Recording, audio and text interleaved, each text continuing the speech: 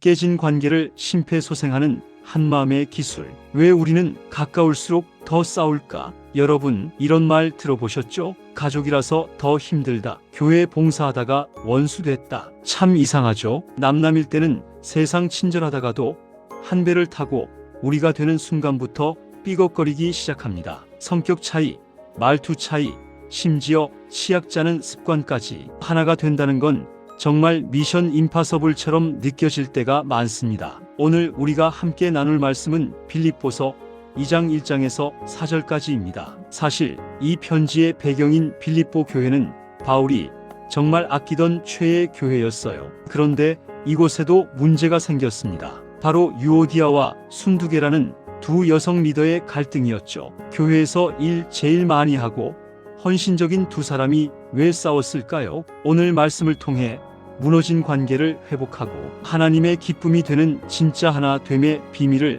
파헤쳐 보겠습니다. 1. 관계의 4가지 기둥. 사도 바울은 무턱대고 싸우지 마 라고 하지 않습니다. 먼저 우리가 하나가 될 수 있는 기초 체력이 무엇인지 알려줍니다. 권면입니다. 팩트 폭격인가? 사랑의 조언인가? 공동체에서 일 잘하는 사람보다 귀한 사람은 관계 좋은 사람입니다. 아무리 천재적인 능력이 있어도 주변 사람들과 다투면 결국 공동체는 깨지거든요. 이때 중요한 게 권면, 격려와 조언입니다. 세상의 권면은 내 경험과 지식을 앞세워 상대의 잘못을 지적합니다. 내 말이 맞잖아. 넌 이게 문제야. 이러면 원수가 됩니다. 그리스도 안의 권면은 예수님의 마음으로 배려하며 돕는 것입니다. 예수님의 스타일은 남편을 5이나 가졌던 사마리아 여인에게 예수님은 너 왜 그렇게 사니? 라고 정죄하지 않으셨습니다. 오히려 그녀의 아픈 진실을 내 말이 참되도다라며 있는 그대로 받아주셨죠. 이런 따뜻함이 사람을 변화시키고 하나로 만듭니다. 위로입니다. 정답이 아니라 사랑을 주라. 누군가 실수하거나 고난을 당할 때 거봐 내가 조심하랬지?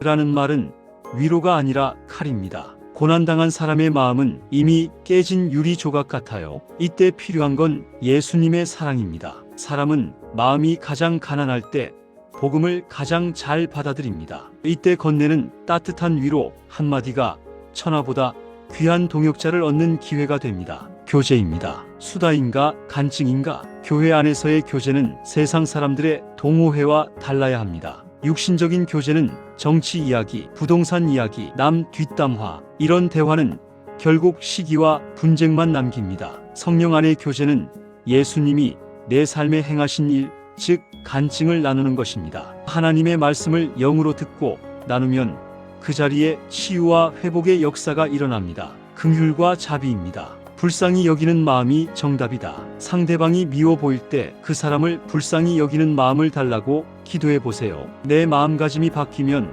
냉소적이었던 시선이 따뜻한 손길로 변하게 됩니다. 2. 나를 비워야 채워지는 같은 마음. 바울은 이어서 마음을 같이 하라고 강조합니다. 어떻게 60억 인구의 생각이 다 다른데 마음을 합칠 수 있을까요? 같은 사랑입니다. 십자가라는 공통분모입니다. 우리는 각자 다른 사랑을 추구합니다. 하지만 하나가 되려면 예수님의 십자가 사랑이라는 공통분모가 있어야 합니다. 관심사가 다르면 대화가 안 되듯 사랑의 기준이 다르면 하나가 안 됩니다. 십자가 사랑의 핵심은 용서입니다. 내가 예수님께 용서받은 죄인이라는 사실을 뼛속 깊이 깨달으면 상대방의 사소한 실수는 용납할 수 있는 여유가 생깁니다. 회개가 관계 회복의 1단계라는 사실 잊지 마세요. 같은 뜻입니다. 진리 앞에 고집 꺾기입니다. 사람의 생각은 언제나 불완전합니다. 그래서 각자의 뜻을 주장하면 다툼이 끝나지 않죠. 해결책은 간단합니다. 모두가 예수님의 말씀 진리 앞에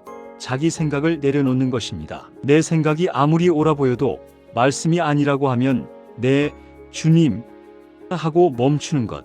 그것이 같은 뜻을 품는 비결입니다. 한마음입니다. 성격 탓이 아니라 죄의 문제입니다. 난 원래 성격이 이래서 하나가 안 되라고 말하지 마세요. 감정 기복이 심하고 고집불통인 것은 성격 문제가 아니라 죄의 결과인 경우가 많습니다. 예수님의 십자가로 마음이 정결해지면 굳은 마음이 부드러워집니다. 서로가 자기 부인을 하고 자기 십자가를 질 때 억지로 참는 것이 아니라 기쁨으로 연합하게 됩니다. 3. 관계의 고속도로를 닦는 성숙한 인격이 필요합니다. 마지막으로 바울은 하나됨을 유지하기 위한 구체적인 행동 강령을 제시합니다. 다툼과 허영을 십자가에 못 박으라. 다툼입니다. 이기적인 욕심에서 나옵니다. 내가 더 가져야 해. 허영은 자기 영광을 구할 때 나타납니다. 사람들이 나를 알아줘야 해. 하나님보다 내 영광을 앞세우는 모든 것은 우상입니다. 하나님과 멀어지는 순간 관계에는 금이 가기 시작합니다. 남을 나보다 낮게 여기는 진짜 겸손. 겸손은 노력해서 되는 게 아닙니다. 난 겸손해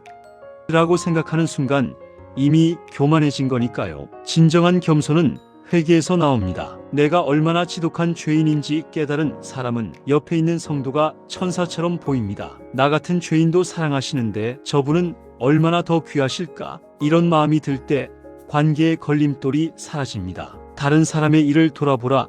이타적 신앙. 어린아이는 자기 배고픈 것만 압니다. 하지만 어른은 남의 배고픔을 살핍니다. 신앙의 성숙도는 나에서 남으로 시선이 옮겨질 때 증명됩니다. 주는 것이 받는 것보다 복이 있다. 세상 원리는 조금이라도 손해 안 보는 것이지만 하나님 나라의 원리는 기꺼이 손해 보고 섬기는 것입니다. 당장은 손해 같아도 결국은 영원한 하늘의 상급과 최고의 관계를 얻게 됩니다. 결론적으로 리더의 위기는 사역이 아니라 교만에서 온다고 했습니다. 빌립보 교회의 유오디아와 순두개는 아마 누구보다 열심히 일했을 겁니다. 하지만 그 열심이 자기의가 되고 교만이 되는 순간 사역은 다툼의 장이 되어버렸습니다. 여러분, 혹시 지금 공동체에서 리더로 섬기고 계시나요? 그렇다면 스스로를 무익한 종이라 고백해 보세요. 내가 이만큼 했는데 왜 몰라줘? 라는 서운함이 든다면 그것은 하나님의 은혜를 잊은 교만의 신호탄입니다. 우리의 충성과 헌신은 당연히 해야 할 일일 뿐입니다. 보상이나 인정을 바라지 않고 오직 하나님의 영광만을 구할 때 우리는 비로소 하나가 될 수 있습니다. 2026년 여러분이 속한 가정, 교회, 직장이 예수 그리스도 안에서 하나 되어 하나님의 기쁨이 충만하시기를 주님의 이름으로 축복합니다. 오늘 영상이 여러분의 깨진 관계를 회복하는 데 큰 힘이 되기를 바랍니다. 영상이 은혜가 되셨다면 좋아요와 구독으로 이 사역에 동참해 주세요. 댓글로 주님, 제가 먼저 회개하고 하나 되게 하소서라고 결단을 남겨주세요. 관계 때문에 힘들어하는 지인에게 이 영상을 공유해 주세요. 여러분의 작은 실천이 공동체를 살리는 씨앗이 됩니다. 지금까지 예수의 제자였습니다. 샬롬.